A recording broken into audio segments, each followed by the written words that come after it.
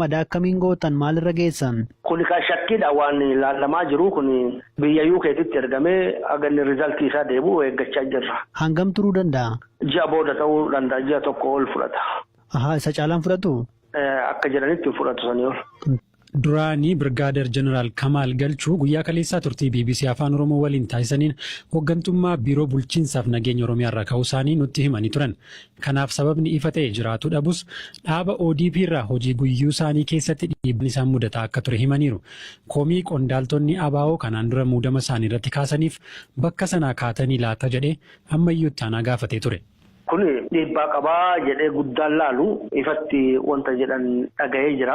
Sanirratti amma waa jechuun barbaadu. Isaan sababa mataa isaanii qabaachuu malu anaaf waan gatii qabu miti wanti dhiyaataa ture suni irra guddaan anaaf kiiloo kaasuu waan ammasii kaase gara uummanni barbaaduun ga'uu dhiisanii ammallee deebi'anii biyya tanarratti humna ta'anii ofumaa mootummaa ta'anii itti fuufuu fedhii jirurraa rakkoo madduutu waan akkasii kana dhalaa jira malee ani hamaa fi hinaaffaa humnoonni biraa haasawan irraa wanta dhufille jedhee yaadu isallee miti. Dhiibbaan kun waajjira giddu galeessaa ODP irraati immoo namoota paartii irraati immoo eenyu isaan kanneen kana raawwatan? Waliigala paartiitu mootummaa kana hoggana waan ta'eef ebaluu yookiin paartii yookiin mootummaa jettee kan kennituuf.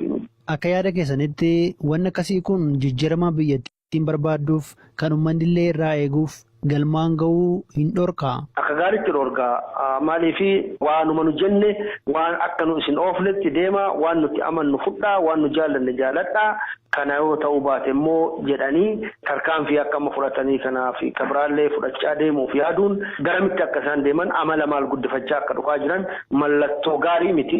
Kanaaf kun ce'umsaaf hedduu sodaachisaadhaa fi gaagaadhaa amantaa jedhu qaba. Duubatti isin deebisuun barbaade yeroo isin aangoo turtan sana rakkoo nageenyaa ture keessumaa gama lixaatiin hidhattoota kan waraana bilisummaa Oromoo wal qabatee gama gujiitiinis akkasii Booranallee darbee rakkoon ni mudata. Isarratti isin maal hojjechaa turtan? Tokkoffaa rakkoo mootummaa fi adda bilisummaa Oromoo gidduu dhalate keessaanii qoodalleen qabu hojjechaalleen turre ka waan kana olii hojjechaa turan ODP fi shaneedha.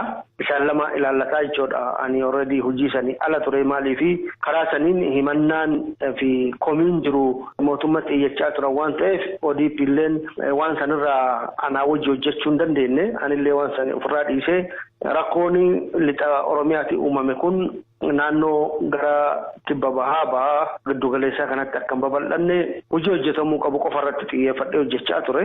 Tolee guddaa galatuma xumura irratti dhimma nadhii gammadaa akkamiin gootan maalirra geessan? Kuni kan shakkiidha waan ilaalamaa jiru kun biyya UK'tti ergamee aganni rizaltii isaa deebi'u eeggachaa jirra. Hangam turuu danda'a? Ji'a booda ta'uu danda'a, ji'a tokko ol fudhata. Isa caalaan fudhatu? Akka jedhanitti fudhatu sanii ol. Tolee guddaa galatooma. Miti galatoom jira.